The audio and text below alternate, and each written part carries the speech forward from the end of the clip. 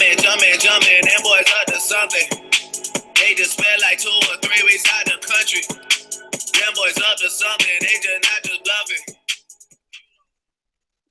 How's it going, everyone? Welcome to Free Academy Live. It's Jared Reyes here with Michael Fielding. We're super excited to have you. Michael's been traveling around, I guess, the southern part of the U.S., I like to say, make it a little broader, the U.S. on his book tour for his book, Sailboat Diaries. So I was going to let him take it away and tell us a little bit about what he's been up to for this book tour. Yeah, it's been an awesome adventure. We started like last Saturday in Houston, did kind of a paired book release with Sally Anderson's 9 Lives of Catfire tour. That's her book she put out, and I was lucky to get to speak in Dallas at her book release at the Black Lodge. And from there, we kind of split off. Her tour went to New Orleans next, and me and my friend Sarah Royer went up to Dallas and Boulder, and Denver and Boulder, and all around Colorado, and went to some open mics and got to share my book and saw a bunch of amazing things. Meteor shower. Drove through a blizzard. Swim in a hot springs. All kinds of fun stuff. And then went back through Dallas, then over to Austin, checked in to the Austin woods, and everything's still the same, which is crazy. And then back to Houston. Now I'm back at my parents' house in Katy. So it's been quite an adventure. 9 days, but it feels like a month because just every day was jam-packed full of new things. So it was really fun. Subjective versus objective time.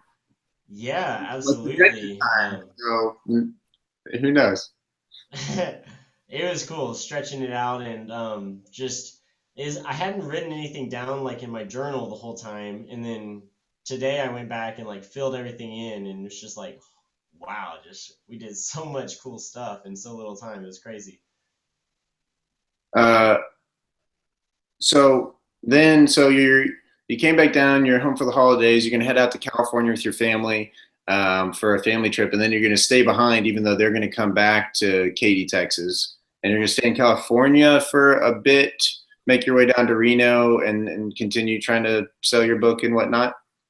Yeah, so that's my latest plan. We're going out to Desert Springs. So they're going to fly out of LAX, and I'm just going to stay in LA and try to couch surf and hit up some like open mics and bookstores and spread some more Sailboat Diaries stuff. And then I'm going to travel up to San Francisco by Megabus, which I got for $1, to hang out with Tyler Olson and try to plan another book kind of event up there, hang out for a week in San Francisco, then over to Reno. Not sure how long I'll hang out there.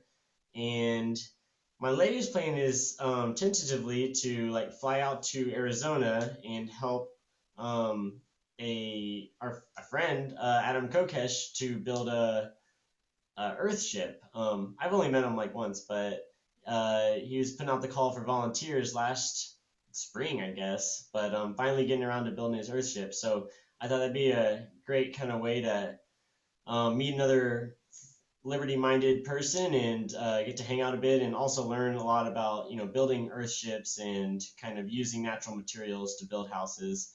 And then we're both going to Anarchapulco. So I was thinking maybe just hang out in Arizona all the way till it's time to fly down to Acapulco, or maybe drive. I'm not sure which way I'm getting down there yet, but that'll be February 19th through 21st in Acapulco, Mexico. I'll be speaking at Anarchapulco, and after that, it's totally open-ended. So I'm not sure yet, but that's kind of exciting.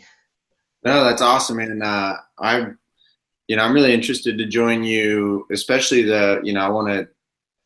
If you end up going to the Earthship thing, or whether or not you go or not, I'm really intrigued to maybe jump on and try and help with the Earthship thing, because that's just so fascinating to me, and it's a goal of mine to live in a house at some point that I build with my own hands.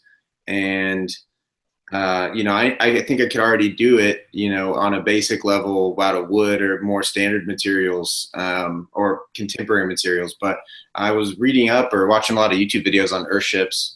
Well, not a lot. I watched a few videos on Earthships, and it looked amazing. I mean, the structures that people are building, with the most basic things like cans, bottles, tires. Like, it was so impressive. Yeah, absolutely. All about recycling materials. And I feel like we tried to do that in the woods. You know, we collected bottles. We just never got to the point where we put them in place and made a wall or whatever. We got the bottle collecting part down.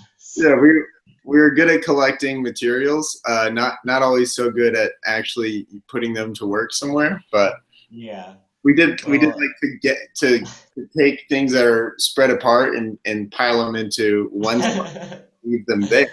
consolidation. Yeah, we're good at that. Uh, Um, well, that's awesome, man. Yeah, so interested in that. I want to make it to Anarchapulco. Don't know if I will or not. You're saying you're more tempted to fly in potentially, or what were you saying? I keep going back and forth. So I was thinking about getting, a kind of small SUV to kind of live out of and drive down there, and then maybe hang out in Mexico for a little while before and after. Maybe keep going down through Central America to Colombia and Chile. But see, my other plan is to go to Japan and New Zealand, and it's all a big mix of things I want to do at this point. But I don't know. I guess it depends where my money's at, and I'm leaving my options open at this point. I'm not settling on one course or the other yet. So we'll see what happens, I guess. Yeah, well, I really want to get to New Zealand, and Daniel, and see Sean. I brought it up in episode 2 with Sean, saying that we all kind of talked about trying to reconvene in New Zealand for a little bit. But I know Daniel's goal is once he finishes massage therapy school to try and make his way to New Zealand. You had talked about getting over there sometimes. Definitely. I'd love to. Um, so yeah, I might go right after in Acapulco. But I feel like definitely by the spring or summer I'll make it over there. Just not sure when exactly yet.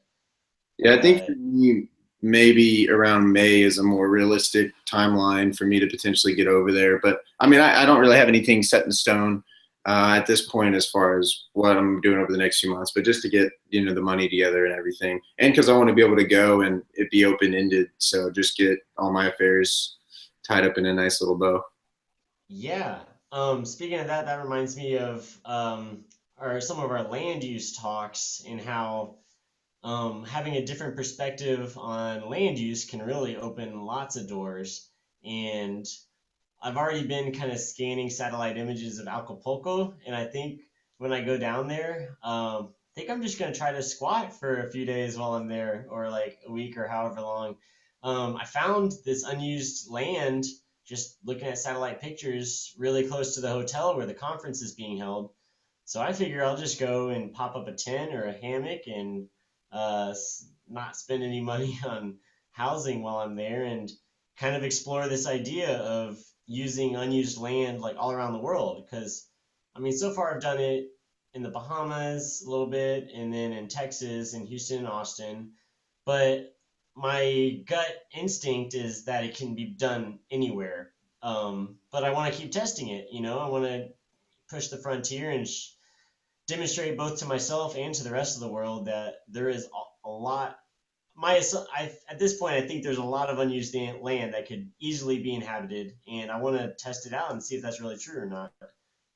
Yeah, I mean, it brings up, when I lived in the woods with you in our Austin Taz, there's so many questions and from like a moral standpoint that I think putting yourself in a living arrangement like that um, causes to become relevant. And the biggest one is I think that obviously our whole basis for being there came down to our view of property rights, or at least maybe we don't have an established view yet, but our questioning of whatever the current paradigm is, the fact this idea that someone who owns the title and therefore, at least in the US's eyes, legally owns a piece of land, but isn't utilizing it. Where is it?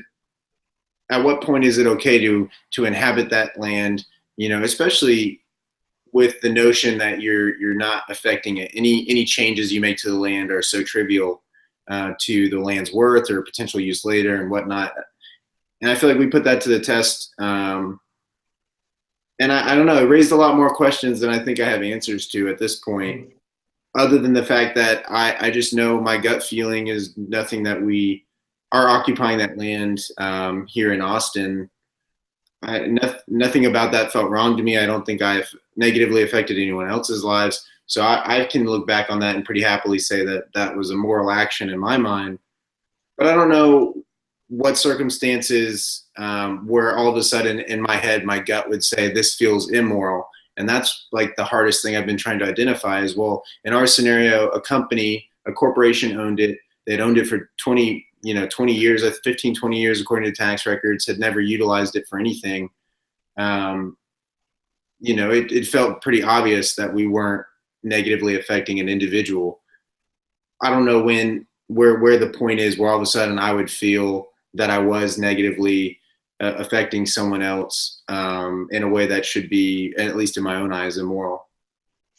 Yeah, probably when somebody starts yelling at you, I would imagine, like, Well, hey man, what are well, you Tokyo, doing? Get off my land.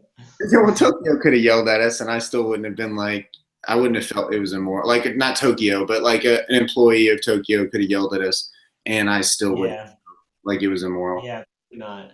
That's, I guess, step one. And then step two is like them telling you exactly how you are hurting them, I guess.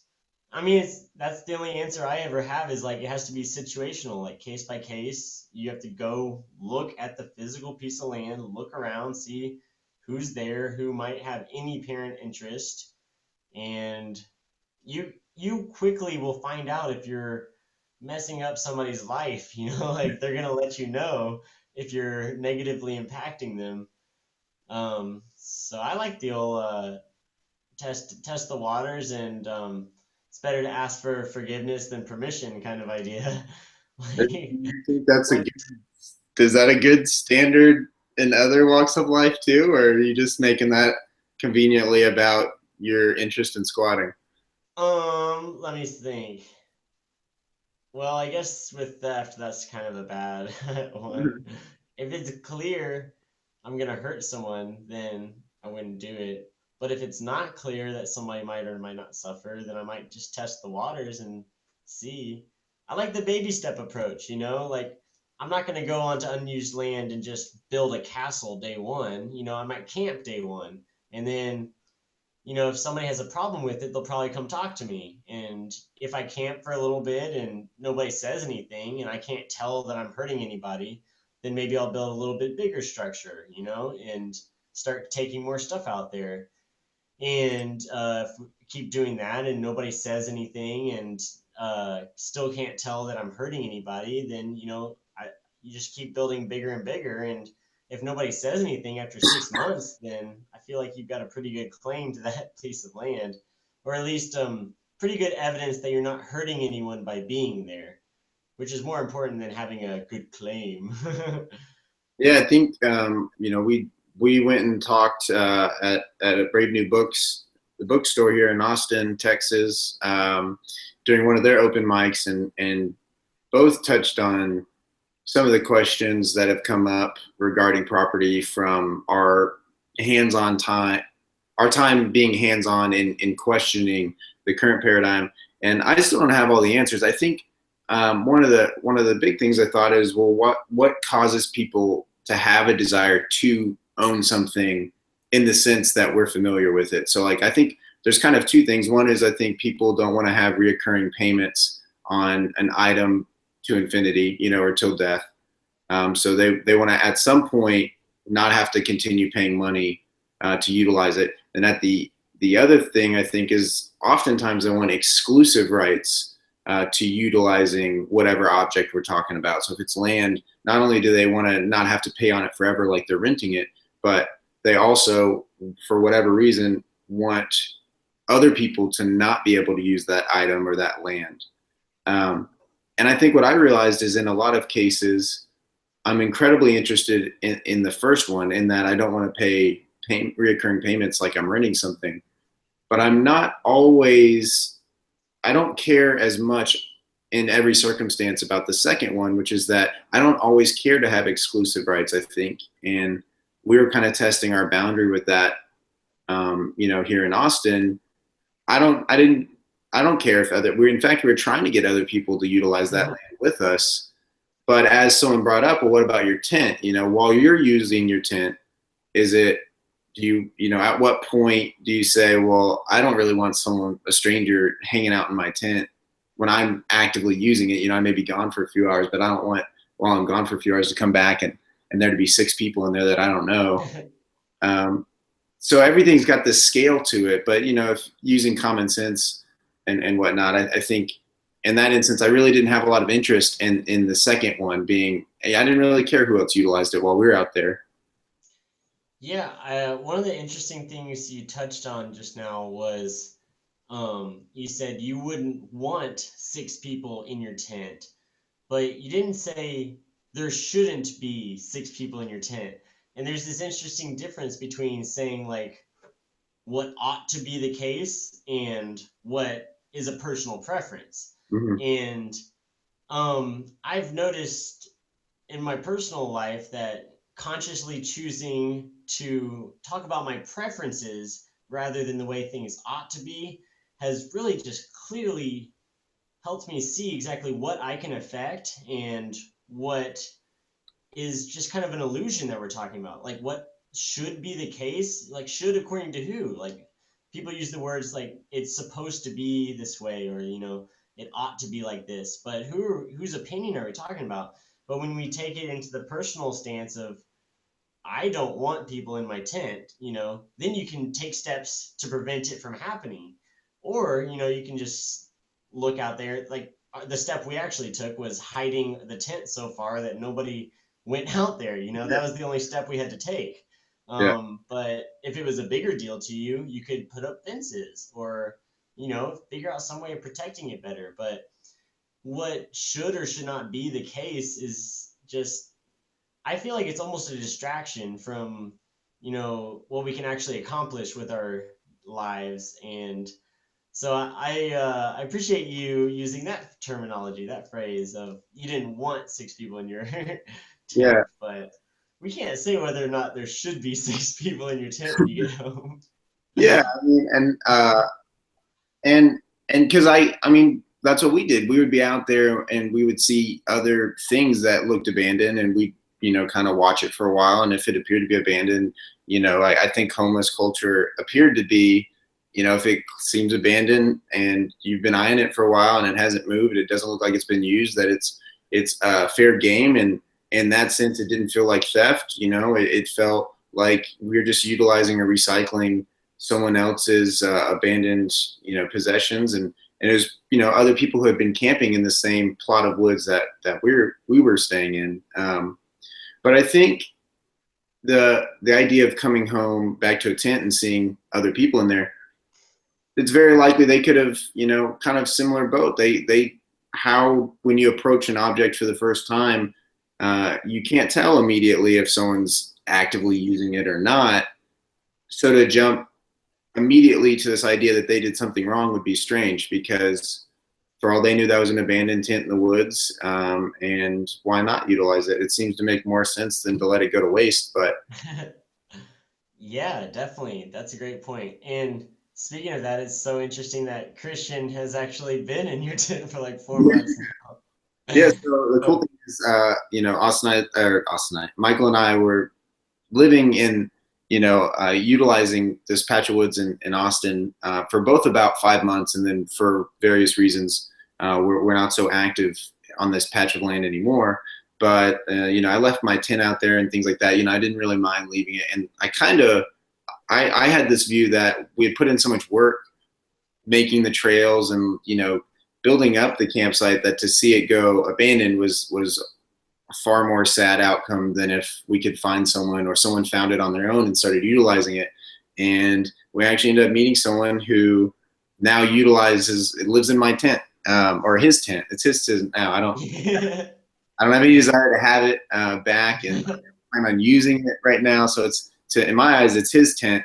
I assume if I needed it for a night, I could text him and say, hey, I want to stay in the tent tonight. Is that But no, that's awesome. Yeah, no, we kind of got to hand the keys over to someone else who was going to use it, and it just makes I don't have to have that sense that we put in all that effort and it's kind of going unused. Now someone's out there, and it's so cool. He's in my tent, and then we talked, and he was like, "Yeah, we had talked when we, your book release. We had talked about going back to the woods, and he's like."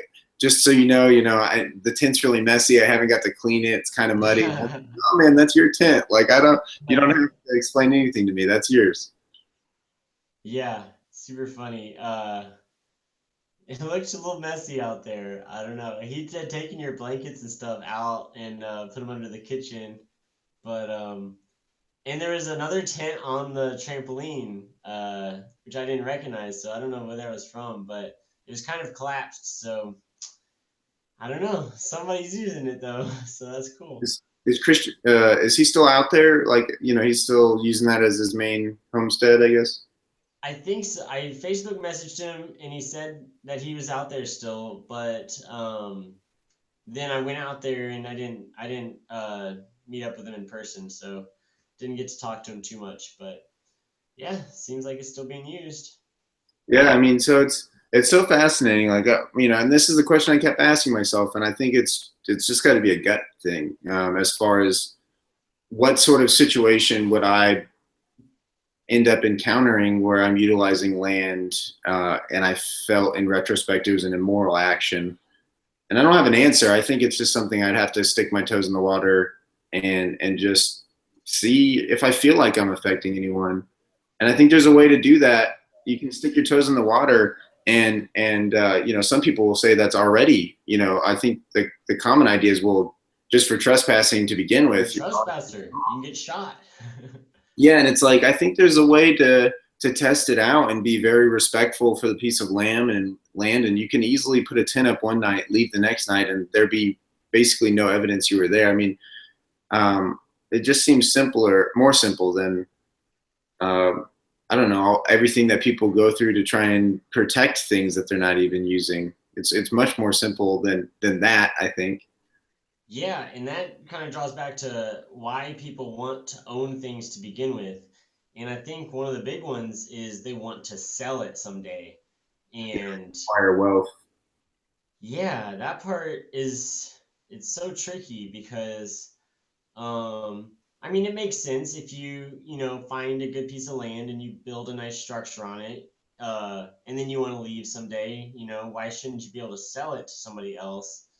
But on the other hand, it feels really tricky, especially with unused land, just buying a tract of land.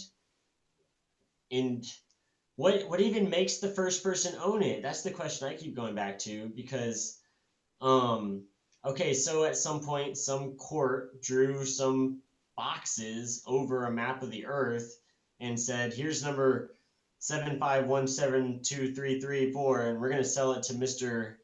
John," and what, he gets to sell it just because they said it on the piece of paper? Like, they just made that up. That doesn't make any sense. I feel like you have to put some effort in to like demonstrate that you have a legitimate claim to this piece of land. And I don't think just because the courthouse has it down on record that this guy sold it to this guy, sold it to this guy, and now this guy owns it, that doesn't mean anything to me. That's just some words on paper. Like, where is the actual evidence in real life to show me that I'm going to hurt somebody by using this piece of land? And it's almost always when if there's no improvement, if there's nothing built, then why should I believe that the person who legally owns it legitimately owns it? And I just don't think that's usually the case. Yeah, and totally lost my train of thought there, actually. But I guess what I was gonna say is, people treat we keep talking about, okay, the court has it written down on a piece of paper, and people view that as the objective truth about who owns it. When you pointed out, from the get-go, that the onset of that sheet of paper was an arbitrary decision, that was made by some human, the people in power, like some right. People arbitrarily drew this grid and then enforced it. But on top of the fact that it was arbitrary to begin with, the way people talk about the title system as if it's a objective is flawed for another reason, because there's title disputes all the time. So even this supposedly objective record of who owns something, especially regarding land or a home, is very, very, I mean, it's just not objective. There's issues and errors on it constantly. That's why title insurance is a thing, because it's so prevalent that multiple people think they own the same thing, that people pay to insure in case that happens, that they're not screwed out of, you know, their investment or the money they paid to get that item. So even the supposedly objective record is very unobjective, even by its own standards. Yeah, and I mean that's just great reason I think for us to push more into decentralization and just accepting the fact that there will always be property disputes. Like that's never ever going to end until humanity goes extinct. People are going to disagree over who owns what.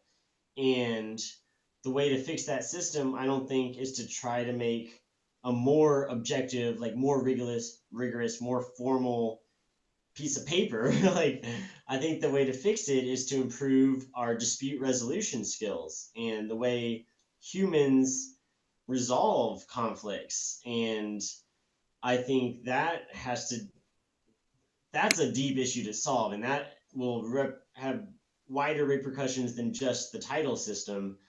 But I feel like that's the root of the issue, is the way we've learned to resolve problems. And a lot of it, I think, draws from the public education system, where we're told year after year that there are objective answers. And if you have a question, you go to the authority and they'll tell you the answer.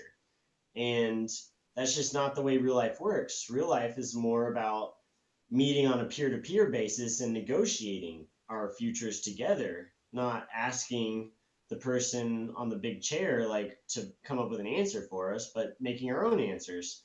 And I don't know. I'm excited to move forward in that direction with humanity, but it is a bit of a bummer how prevalent the this belief in like objective authoritative answers on property is, and that's going to be tough to break free of, I do think. So we got some work cut out for us.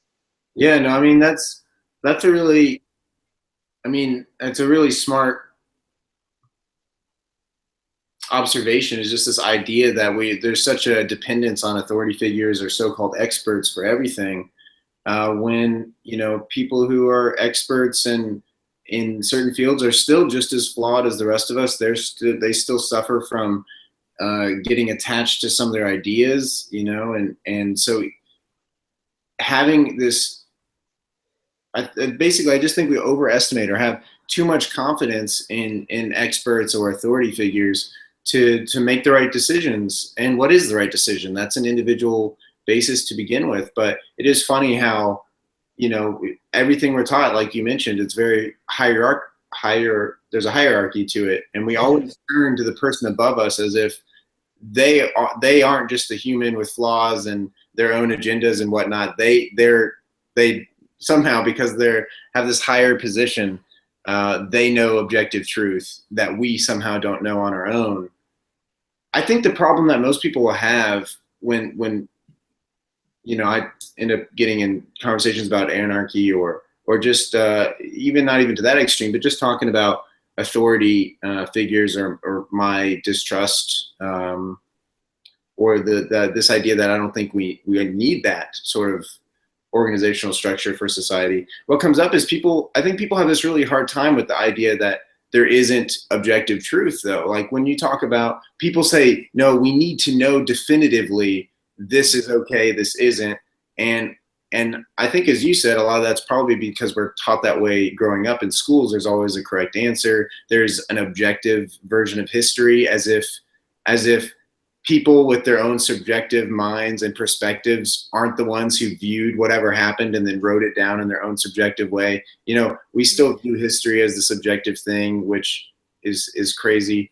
And I still do it. It's hard for me at times to break the habit of just assuming there was an objective version of history. But I think right now, I don't know how we get to a point where people are more open to this free-flowing, fluid decision making, because it's so hard for people to fathom how can one go through life and not know right and wrong, or what is and what isn't. I think it scares people. They're terrified of this idea that there could be a dispute, and there's no obvious answer as to who's right.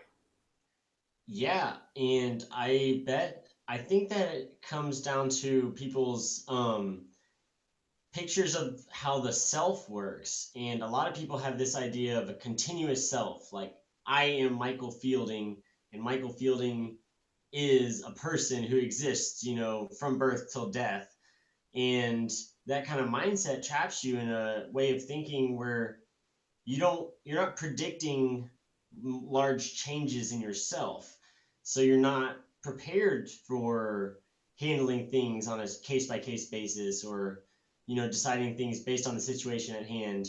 um, Versus I have found, personally, just this view of myself as a constantly evolving, constantly changing process rather than a thing, to be hugely fulfilling, especially in making me more comfortable with handling things on a case by case basis, and realizing, like, I'm not going to have to do things in the future. That's my future self, and he's going to have all the information he needs to make the decision in the moment when the decision needs to be made. But right now, I don't need to worry about those things, and just being able to defer my decision making to my future self, and just, yeah, being willing to go with the flow, and make it up as I go, and improvise and everything. And um, I think they all tie in together. This idea of the property being subjective and the self being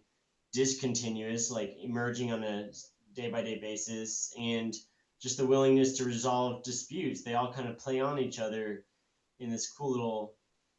It's like a different perspective, but they all fit amongst each other in that perspective. In the same way that, like, the continuous self and the rigid property rights and the defined, like, interactions, those kind of fit together in a mold. But when you look closely at that kind of rigid mold, things break down, like, at the edges, is what I've noticed. And with the free flowing kind of improvisational mindset, um, that's just not as big of a problem, because I know that I'm flawed, and I'm going to learn, and I'm going to improve, and I'm going to be able to handle situations as they come up. So I've definitely learned to appreciate living in the moment, I guess.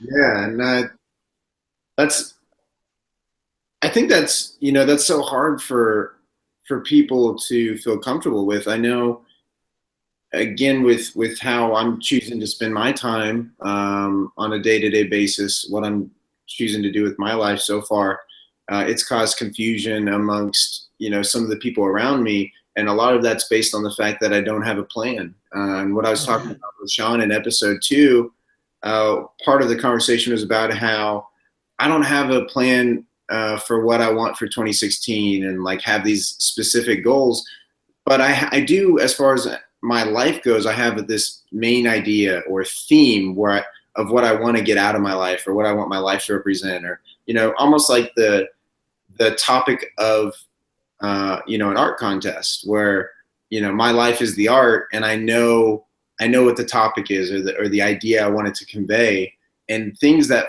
fit that is what I'm choosing to do on a daily basis, weekly basis, or whatever. But I don't know I barely know what I'm going to do 2 days from now. I mean, I do, 'cause it'll be Christmas, but I really don't know. And I find that people even struggle with me not knowing. It doesn't even have to be their own personal situation that's unplanned, that could bother them. They'll even be bothered by the fact that I don't have a plan for my situation. And I don't know. I think you brought up a good point with the idea that people joke about, and it's a negative thing when they say, "Oh, Jared changed," as if, or Michael changed, or some Drake changed, whoever, like, as if we're not all changing, or as if change is bad. And it's the same thing where you see people are I think a lot of people have this really strong fear of change, which is a strange fear to have because everything in life changes. We age, we get old, we die. Like plants die. Everything has a cycle. The idea that somehow you can organize your life to where things don't change is crazy. So I don't understand why we're so fearful of it and why we don't embrace it, because it's this unstoppable force, and to fight it is probably, I think, why a lot of people struggle to find happiness, is because planning is incredibly difficult, and things rarely ever go to a plan. And I think maybe, as you said, I think all these ideas are kind of codependent on one another. They fit together or they don't. And I don't. It just fascinates me that my lack of a plan can bother someone else. Yeah, I have a hypothesis that is probably they're seeing a lack of fear in you about not having a plan, and that's allowing them to see one of their own fears in themselves, which is the fear of not having a plan. And they're probably that's what makes them uncomfortable is seeing their own fear, because usually it's hidden because usually they're interacting with others who also have that fear and also hide it, so nobody brings it up, that we don't have a plan. Like, we're winging it, guys. Like, What think are we about it. doing? But when you bring it up and you're so calm and acting like it's normal to not have a plan, they're like, "Oh, wait, should I have a plan? What am I doing?" Like, and it just, I think a lot of times people, and then they take that fear and it gets projected into anger at you often. Like Yoda says, fear leads to anger, anger leads to hate, and hate to suffering. So let's try not to be scared, I think, is the key point of Star Wars. Well, and then you posted a thing about and I've seen other people post it about basically what the plot is, which is kind of a horrific. I mean, I haven't seen that new one. No one comment on this video telling me what happens in the latest Star Wars, please. But it just as a reference to the previous 6 Star Wars films. The plot of that's actually pretty horrific when you look at it at a macro level. Yeah. Terrifying. Orphan boy indoctrinated with ancient religion leads a terror attack on a military base with like 300,000 people on it, killing them all, and the emperor. So, and people cheer at the end because they play the music. Bum, bum, bum, bum, Yeah, bum, bum. It sounds like a good thing all of a sudden. So we just need to play music during the suicide attacks, and people will be happier. What is crazy, I noticed this when I started editing films for the first time back in college when Scott and I were just making stupid films.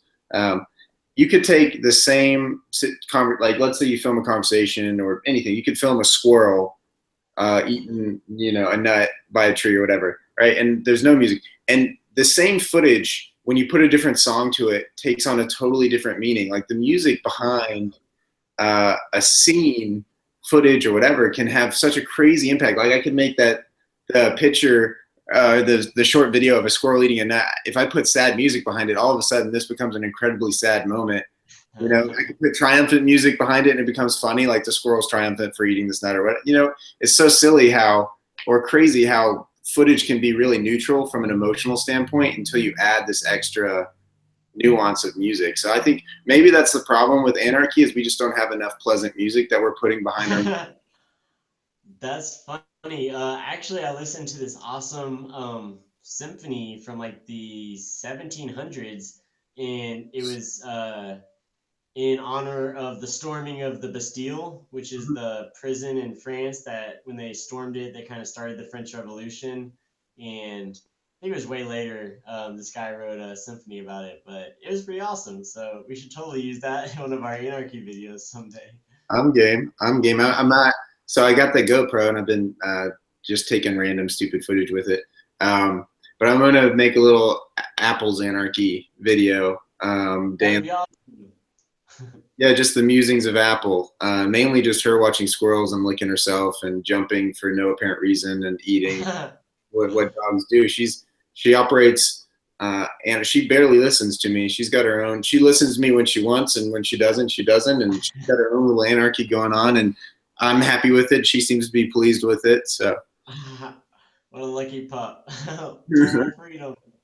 I'm not totally lucky. I mean, she's still a little bit of a slave. You know, she's stuck in the house sometimes when she doesn't want to be, and she would chase more squirrels if I wasn't such a douchebag dictator. But I'm trying to get better and use her as, you know, a little experiment. Let's lead a coup against Jared. An apple. Hard. You literally just have to open the door and let her out. Although she comes back, she goes on walks by herself sometimes. She'll be gone for like 25 minutes, and then she comes back and scratches on the back door. She read the Fugitive Slave Act. She thought she was going to get returned. She doesn't even have a collar or she doesn't have anything with name or anything on it. So I mean, she didn't have to come back. Even the Fugitive Slave Act, you have to know who to take them back to, and I haven't branded her yet, so she should be good. Oh no. Well, awesome. Well, I think we touched on a lot of cool stuff about property and about sense of self. That was interesting, I guess, correlation or connecting of those two concepts. And I think we're both going to continue testing the boundaries of property and who knows? Freedom.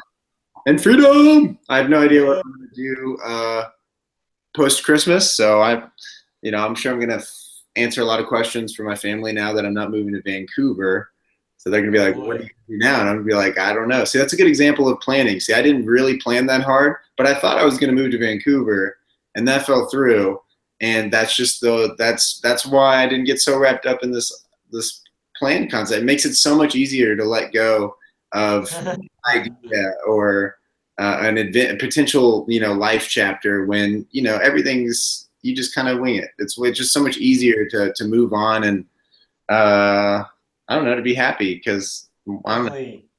Some people get so wrapped up in what they wanted to have happen. If that one thing doesn't happen, it's totally devastating. And I was excited to go to Canada, but I'm kind of excited to not go to Canada and have the freedom to do some trips in between that. If I was wrapped up in a business, I probably wouldn't have been able to be a part of. Yeah, speaking of that, I got a book idea. I want to talk to you after the show. But if you're good, let's close it out and tell everybody peace till next time. All right. Peace, love, and anarchy. Let's get out of here. See you guys.